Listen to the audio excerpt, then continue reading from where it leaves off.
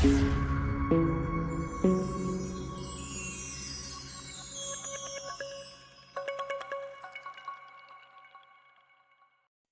and the Mirror of Honesty.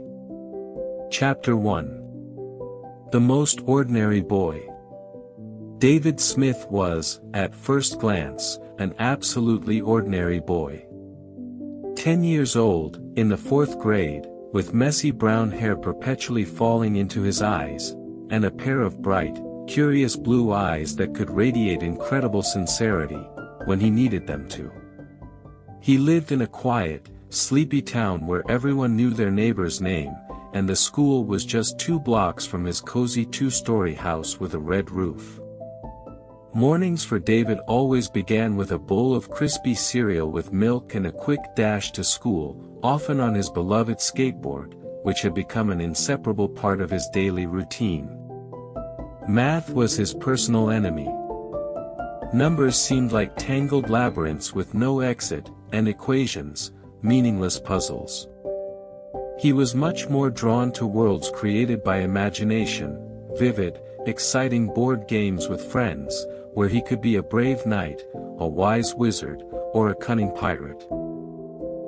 He adored inventing the most incredible stories, about space aliens, lost treasures, brave detective puppies.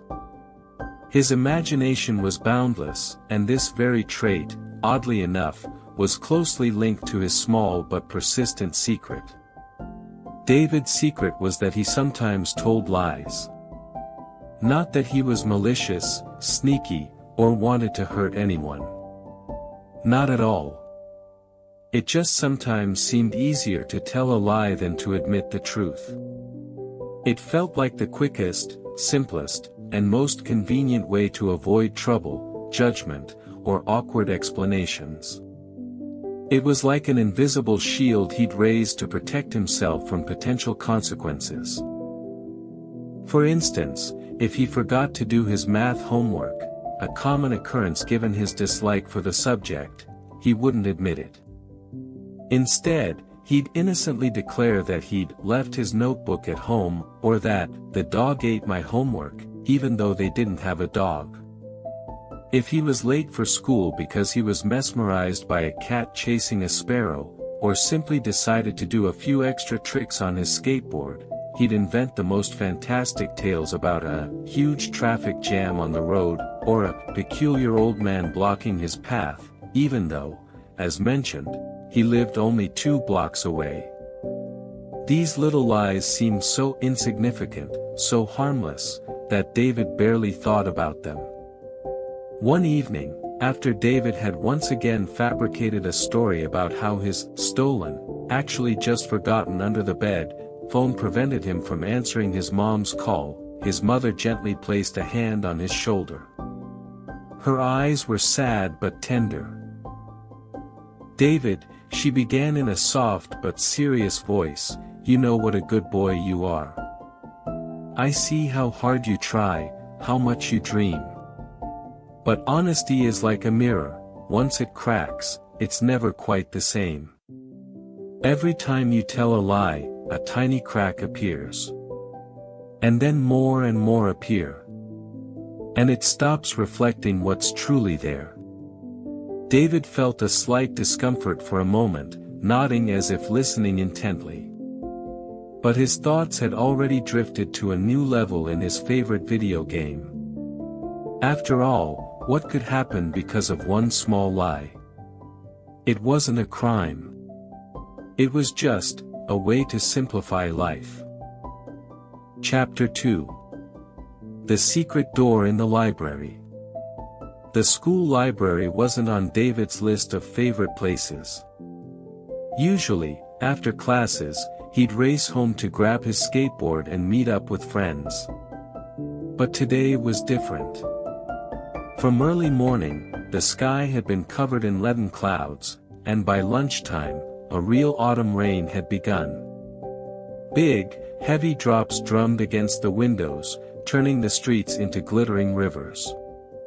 The skateboard had to stay home, and the thought of reading seemed the only escape from boredom.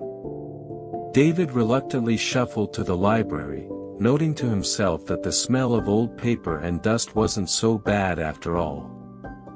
He wandered between the tall, ceiling-high shelves, filled with hundreds, if not thousands, of books. His fingers aimlessly glided along the spines, searching for something that might capture his attention, even a little. Suddenly, his gaze fell upon a particular book. It was older than the others, its faded leather cover nameless, only faint patterns adorning it. It stood a little deeper in the row, as if hiding from prying eyes. When David touched it, a faint but distinct rustle seemed to echo in the air. The book seemed to stick to his hands, and at that very moment, behind the bookcase from which he had just taken the book, a muffled click sounded. The wall. It slowly, almost silently, slid aside, revealing a passage. It was something incredible, something David never expected to see in an ordinary school library. David spun around abruptly, his heart pounding in his chest. He glanced around to make sure no one had seen this strange sight. The librarian, Mrs. Wilson, sat at her desk, engrossed in her reading, not even lifting her head. A few students sat at tables, bent over books, completely absorbed in their tasks. No one had noticed anything. This must be a dream, David mumbled to himself, pinching his arm. No, it wasn't a dream. The real pain from the pinch dispelled any doubts. He took a step, then another, and entered the open passage, feeling a mix of fear, curiosity, and excitement. Beyond the wall was a dark, narrow corridor. It stretched forward, slightly curving, and the air here was much cooler than in the library. David's footsteps echoed off the stone walls, creating an eerie yet captivating atmosphere. The corridor led him to a winding staircase that descended steeply.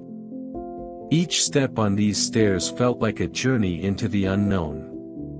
The stairs led to a round room, illuminated by a soft, unidentifiable light filtering from somewhere above. In the center of this room, which resembled an ancient sanctuary, stood a huge mirror in an exquisite, carved frame. The frame was made of dark wood, adorned with intricate patterns resembling intertwining vines and mysterious symbols. The mirror's glass was perfectly smooth, without a single scratch, but it exuded some unusual energy. Next to the mirror stood a small but elegant plaque made of polished bronze. On it, in an elegant script, was engraved, "The Mirror of Honesty. Only truth will show the way." David slowly approached, feeling his heart quicken. He looked into the mirror, expecting to see his usual reflection. But what he saw shocked him. The mirror suddenly trembled, faint waves appeared on its surface, and then the reflection became different. It was him, David, but not quite. The smile that often graced his face was gone. His eyes, usually sparkling with mischief, were now sad, bearing some strange burden. And that wasn't all. Next to his reflection, other images appeared, blurry, almost ghostly, but recognizable. These were scenes from his life, each reflecting a moment when he had told a lie. Here he was, tears in his eyes, telling his mom about the lost notebook. Here he was, feigning a cough to avoid a test. Here he was, inventing a story about a thief who supposedly took his candy, even though he had eaten it himself. Every lie, every little deception he considered harmless, now materialized in the form of these sad, distorted images. This isn't true. I'm not like this. David exclaimed, his voice trembling with shock and indignation. He wanted the mirror to show his true self, the cheerful, inventive, kind boy. But the mirror didn't answer. It just continued to display this gloomy collection of his deceptions. Suddenly, a dazzling stream of light burst from the center of the mirror. It swirled into a powerful vortex that engulfed the room, and then David himself. The boy felt dizzy, and then complete darkness. The world ceased to exist. Chapter 3. The Land of Reflections. When David opened his eyes, he felt a strange, light breeze on his face. He lay on soft, but slightly cool grass that glowed with a gentle, pearly hue. Above him was an endless, bright sky, but it was unusual. He stood up, looked around, and gasped. A wondrous panorama unfolded before him. The trees weren't ordinary. Their trunks seemed carved from a light, translucent material, and their leaves were genuine pieces of glass, softly chiming in the wind, reflecting light in millions of sparks. Underfoot, the grass whispered like crystal. Huge, fluffy clouds slowly drifted across the sky, but they were mirror-like, reflecting the bright glow of the sky and the surrounding landscape. And the sun shone as if it wasn't just a celestial body, but a giant, polished sphere, radiating not warmth, but pure, glowing light. "Where am I?" David whispered, his voice seeming unusually loud in the magical silence. "You are in the looking-glass world," a soft but clear voice sounded nearby. David turned sharply. Standing before him was a girl about 9 years old, slightly smaller than him. Her skin was fair, and her eyes were large, golden, shining like liquid gold. Her hair was incredibly lush and long, reaching almost to the ground, and each strand shimmered as if made of glass threads. She wore a light, flowing dress that also shimmered with light, as if woven from moonlight. "My name is Linia. I am the assistant to the keeper of mirrors," the girl said, her smile as radiant as her eyes. "You came here because your mirror cracked." David frowned. "My what?" "What mirror?" Linia explained patiently, her voice sounding like the gentle chiming of bells. "Everyone in the world has their own mirror of honesty. It's invisible, but it reflects your true actions, thoughts, and words. When a person often tells lies, their mirror begins to crack.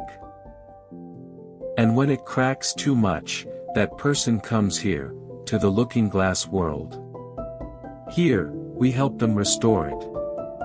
You came here to pass trials and reclaim your truth." David shivered. So, Mom was right. His little, harmless lies led to this. He was in some magical world because he lied too often. It was too much for him to process. "I need to go home," he said, feeling his voice tremble. Linia nodded, her golden eyes looking at him with understanding. "Then be ready for a long, but very important journey," she said, and handed him something. It was a small but incredibly shiny compass, made of some transparent material that shimmered with all the colors of the rainbow. Its needle constantly moved, as if searching for something. "This compass will always point to the honest choice. It won't let you get lost if you listen to it. But be warned, lies come alive here. They have their own power, and the more you lie, the stronger they will become, and the harder it will be to return home." David gripped the compass tightly in his hand. His adventure was just beginning. Chapter 4. The Forest of Lying Shadows. The first trial awaited David and Linia shortly. The path led them to a dense forest. At first glance, it seemed ordinary, tall, mighty trees with sprawling canopies, but their trunks were an unusual, dark purple hue, and their leaves, dense, almost black. However, something was off. The shadows. The shadows cast by the trees on the ground were strangely animated. They didn't just mimic the outlines of the branches, they stirred, stretched, changed shape, as if they had a life of their own. They weren't just reflections of light, but some kind of creatures hiding in the gloom. "Be careful," Linia whispered, her voice growing more serious. "The shadows of lies live in this forest. They are born from untruthful words, and their strength depends on how often people lie. They grow stronger if you try to deceive them, and they can trap you in their own web of illusions. The only way to get through them is with truth." She hadn't finished speaking when the first shadow darted out from behind a huge, gnarled tree. It resembled his school math teacher, Mr. Johnson, with his stern eyes and constant demand for homework. The shadow was translucent, but its outlines were clear, and its voice, though muffled, sounded menacing. "Where's your homework, David?" it growled, its body swaying like a flame. "Did you forget again?" David's insides tightened. His first reaction was what he was used to, making something up. He began, trying to quickly invent a plausible story. My dog ate it. Yes, she was very hungry, and I didn't get to take it off the table." At that very moment, the shadow doubled in size, its outlines growing darker, and its voice, louder, full of condemnation. "A lie," the shadow boomed. "You don't have a dog." David recoiled, genuine fear seizing him. The shadow, resembling Mr. Johnson, began to advance menacingly, its empty eyes seeming to pierce right through him. He remembered Linia's words, "Lies come alive here." It wasn't just a warning, it was reality. "No," he exclaimed, feeling cold sweat trickle down his back. "No, that's not true. I just didn't do my homework. I forgot, and I was lazy. I'm sorry." As soon as these words left his lips, the shadow, so huge and threatening just moments before, suddenly shrank and, like smoke, dissolved into the air, leaving nothing but emptiness behind. The forest became quiet again, only the whisper of glass leaves reminding him of its strangeness. Linia smiled, her golden eyes shining with approval. "See," she said. "Truth weakens them. They cannot withstand its power. Your words are your weapon." They continued walking, and from time to time, other shadows appeared. One resembled his mom, asking why he hadn't tidied his room. David initially tried to make excuses, but then, remembering the teacher experience, he took a deep breath and said, "I was just lazy, Mom. I'm sorry." The shadow disappeared. Another shadow resembled his friend, asking why he had said someone else broke a window with a ball, when David himself had done it. It was hard for him, but he admitted, "I was scared of punishment and blamed you. I'm really sorry." And again, the shadow vanished. Each time he spoke the truth, he felt a strange relief, as if a heavy burden had been lifted from his shoulders. The journey through the forest of lying shadows was difficult, but it taught David the first lesson of the looking-glass world: honesty sets you free. Chapter 5. The City of Mirrortown. After the forest of lying shadows, their path led David and Linia to a wondrous city. It appeared on the horizon like a shimmering mirage, reflecting all shades of light. As they approached, David understood why. This was Mirrortown. Everything in this city was mirrored, tall, slender buildings that reached the sky, their walls made of polished glass, reflecting the sky and each other. The streets, paved with gleaming tiles, shone like a mirrored surface. Even the smallest details, like park benches or lampposts, were made of mirrored elements. The air was filled with millions of sparks that danced with reflected light. But the most astonishing thing was the inhabitants. They walked through the streets, moving unhurriedly, but their faces were hidden beneath elegant but opaque masks. The masks varied, some were funny, others gloomy, still others neutral. They concealed true emotions and facial expressions.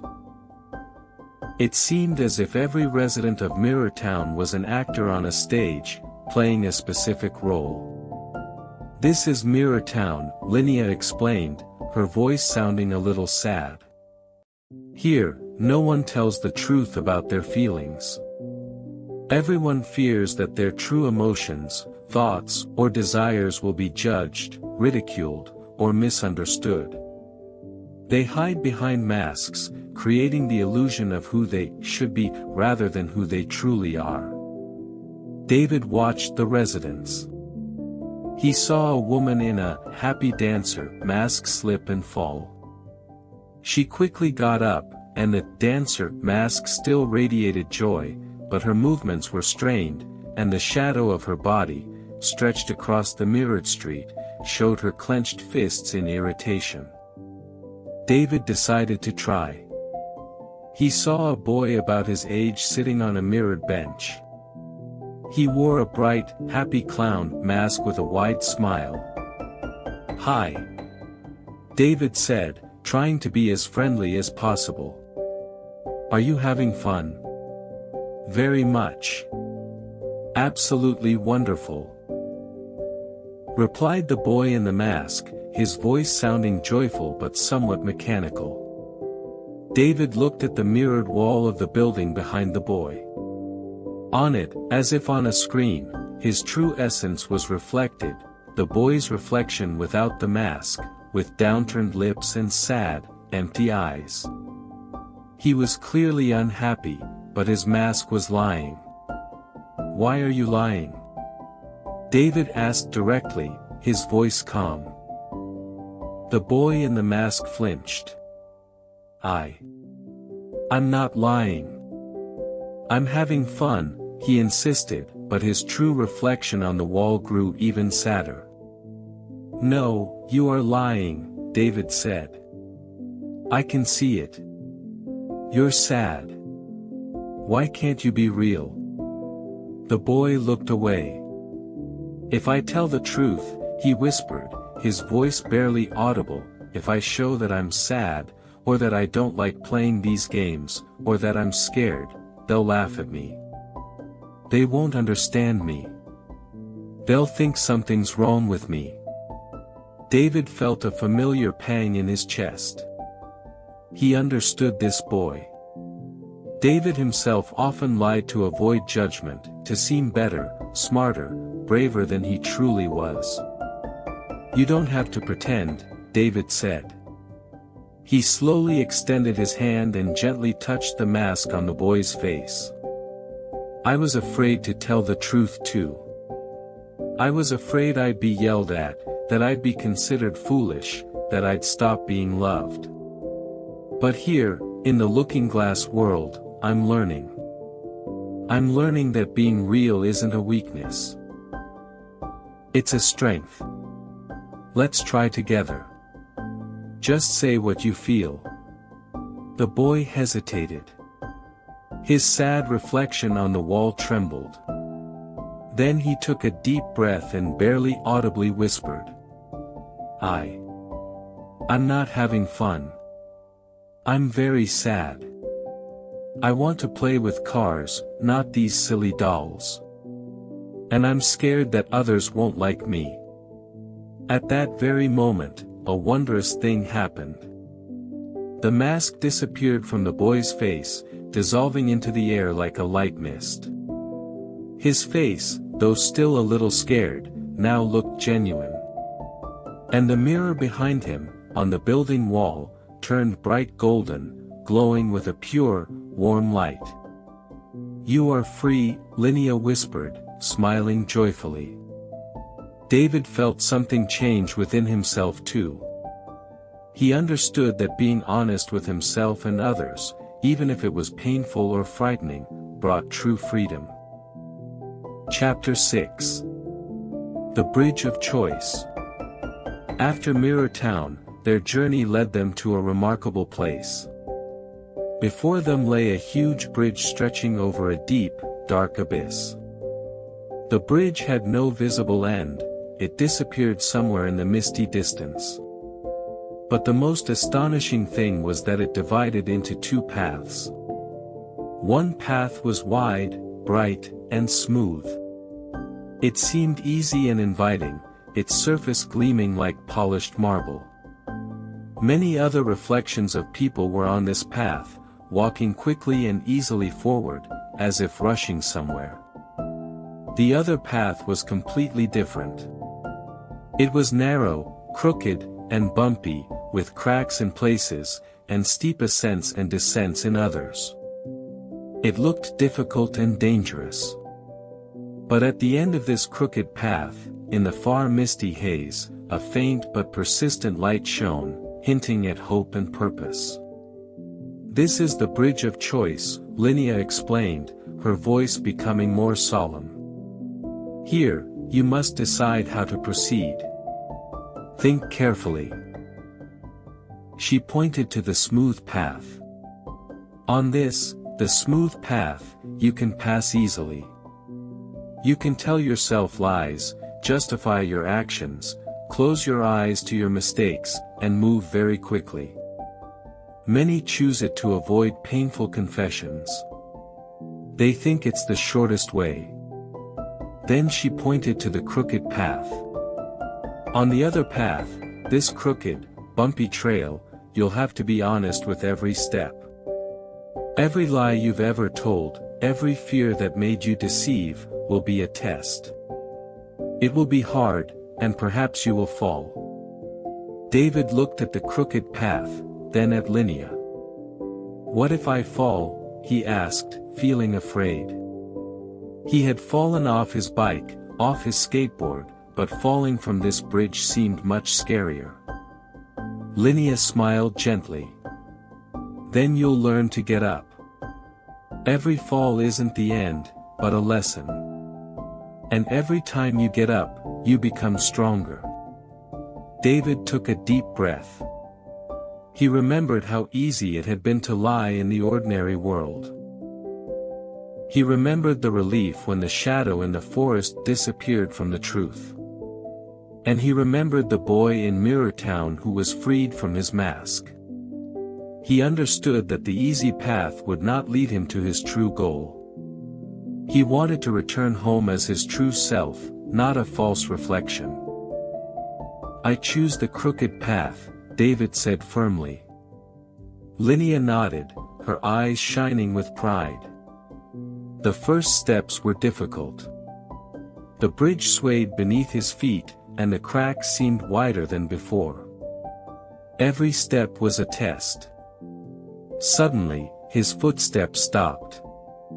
Before him, like a mist, a reflection appeared. It was his friend, Tom, with a broken window from a ball. David had once said another boy did it to avoid punishment. "You blamed me unfairly, David," the ghostly Tom said, his voice sad. David clenched his fists. He was ashamed. I know," he said, looking at the phantom. "I'm so sorry, Tom. It was me. I was scared. I apologize." The phantom of Tom nodded gently and dissipated. The path before him became a little brighter. He continued walking, and new trials appeared. Once, he had to admit that he had once unfairly blamed a friend for taking his toy, even though he himself had hidden it. That lie had weighed heavily on him. When he honestly confessed, "I lied because I was ashamed of being so careless, and I put the blame on you," the ghostly toy disappeared. He had to admit that he had feigned illness because of a math test. When a phantom of his teacher appeared before him, he said, "I lied because I was afraid of getting a bad grade. I'm really sorry I made you worry." The hardest part was confessing his lies to his mom. A phantom of his mom appeared before him, her face sad. She asked why he had lied about the lost phone, about the unfinished homework. David felt his heart clench. "I lied, Mom, because I was afraid of disappointing you," he whispered, tears welling in his eyes. "Afraid you'd be angry with me. Afraid I wouldn't live up to your expectations. I'm so sorry." With each confession, with each sincere word that left his lips, the path became brighter. The light at the end of the path grew stronger, radiating warmth and hope. It wasn't just light. It was a feeling of freedom, relief, and inner strength. David understood that every truth, even the most painful, made him stronger and closer to his true self. Chapter 7. The Reflections Trial. After the long and exhausting, yet purifying journey across the bridge of choice, David and Linia finally reached the top of a hill. From here, a view of the entire looking-glass world unfolded, the crystal forests, the shimmering Mirrortown, and even the bridge, which now seemed less frightening. But at the summit, in the middle of a perfectly empty clearing, their last, most difficult trial awaited them. Before David stood his doppelganger. He looked exactly like David, the same brown hair, the same blue eyes, the same clothes. But something about him was different. His smile was disdainful, his eyes held a sneer, and his posture was defiant. He was the embodiment of everything David had tried to hide, all his dishonesty, all his fears.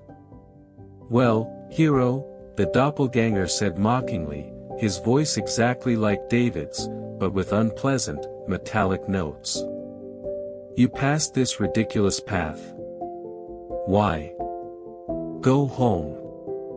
It's easy there. No one demands the truth from you. You can say whatever you want, and no one will know. Forget all this nonsense. Forget Linia, forget these silly mirrors. Why do you need to change?" David felt a wave of anger and indignation rise within him. He saw in the doppelganger his old self, the one who was afraid, who hid. But now he was different. He had walked through the forest of shadows, he had helped the boy in Mirrortown, he had crossed the bridge of choice. He had changed. "No," David replied firmly, his voice confident. "I won't go back to who I was. I want to be honest. With myself. With Mom. With my friends." The doppelganger laughed, his laughter empty and echoing. "Honest? That's so funny. It's convenient to be a liar. It protects you. Makes you strong. Tell me, David, why did you lie? Tell me why you were afraid of the truth." This was the hardest question. David took a deep breath, gathering all his courage. He knew this was the final test. He couldn't lie anymore, not even to himself. "I lied." He began, and the words didn't come easily, but he continued. "I lied because I was afraid. I was afraid I'd be yelled at. Afraid I'd look foolish if I admitted I didn't understand something. Afraid I'd stop being loved if I showed my flaws. I was afraid of punishment, judgment, disappointment. I thought lying would make me better, stronger, safer. The doppelganger looked at him, his sneer gone, replaced by something resembling surprise. And now, the doppelganger asked, his voice no longer so mocking. David raised his head, his eyes met the doppelganger's, and there was no fear in them anymore. And now I know, he said, his voice pure and resolute. Honesty isn't scary. It's not a weakness. It's bravery. It's true strength. I don't need to hide behind lies to be myself. I accept my mistakes, my flaws. I'm not perfect, but I'm real. And that's better. As David finished speaking, the doppelganger suddenly began to shimmer.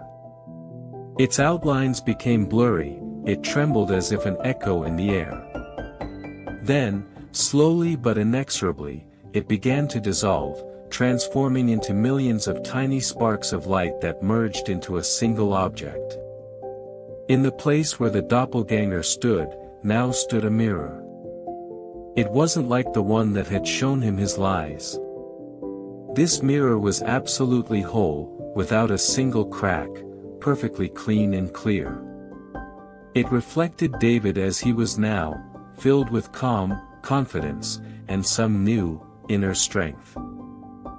Chapter 8. Coming Home. Linia approached David. Her golden eyes shone with joy, and a sincere smile graced her face. She hugged him, and her touch was light, like a breath of wind. You've walked the path, David, she whispered. You've passed all the trials. Your mirror is clean again, and you've found your true self. David felt a warmth in his chest. He was sad to part with Linia, who had been his guide and friend in this wondrous world. Will I see you again? He asked, looking at her hopefully. Linia smiled mysteriously. Every time you choose the truth. Every time your heart is pure. I will always be there, invisible, but tangible. Suddenly, a bright, dazzling light spread around David, engulfing the entire looking-glass world. He felt dizzy, similar to when he had first arrived. The world spun into a single vortex of colors, and then abruptly stopped. He woke up, in the library. He was sitting on the floor, next to the same bookcase from which he had taken the mysterious book. The rain was still drumming outside the window, but now it seemed quieter. The books stood in their places. The mysterious, nameless book had vanished. The door leading to the looking-glass world was closed, and the wall behind the bookcase seemed completely solid. As if nothing had ever happened. David? Are you all right? The librarian's voice, Mrs. Wilson, broke through his thoughts. She stood nearby, looking at him with concern. You've been sitting here for so long. Time to go home. David nodded, stood up. He walked to the large mirror hanging on the library wall. In it, he saw himself, but now it was a completely different David. He was the same boy, but his eyes shone with some new, inner radiance. His smile was real, not forced, not fake. It was him, the real, smiling, genuine David. Without the shadows of lies, without the masks of fear. Chapter 9. A New Day. The next morning began as usual, but for David, it was completely different. He ate breakfast, feeling a lightness and peace he hadn't known before. His skateboard waited by the door, and he, as always, raced to school. The first lesson was math. David's heart tightened for a moment when Mr. Johnson entered the classroom with a pile of notebooks. He remembered the teacher's shadow in the forest and how he had lied. David, Mr. Johnson said, his voice ordinary, but to David, it sounded different. Why didn't you turn in your work yesterday? David took a deep breath. Old habits tried to take over, and an excuse was already on the tip of his tongue. But he remembered Linia, the compass, the bridge of choice. He remembered how easy it had become when he told the truth. He paused, collecting his thoughts. I just forgot to do it, Mr. Johnson. And I was lazy. It's my fault. But I'm ready to do it now, and I promise I'll definitely get it done tonight. The teacher was surprised. He was used to excuses, to long stories about forgotten notebooks or missing pencils. But this answer was so direct, so unexpected. Mr. Johnson smiled, his face softening. That's honest, David. Well done. You can do it during recess. David felt an incredible lightness inside. This lightness wasn't like the relief after a successful lie, it was much deeper. It was a feeling of inner freedom.